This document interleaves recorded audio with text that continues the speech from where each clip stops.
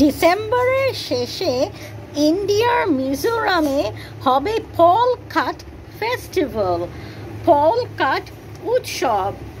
এই উৎসব 3 দিন ধরে হয় মিজোরামে। আর এই ফেস্টিভ্যালে নেচার, প্রকৃতিকে সেলিব্রেট করা হয়, উদযাপন করা হয়, প্রকৃতিকে সম্মানিত করা হয়, গুণকীর্তন করা হয়।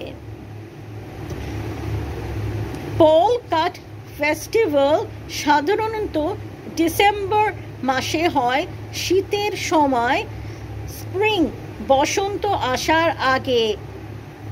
এটা খুব রঙিন হারভেস্ট ফেস্টিভ্যাল।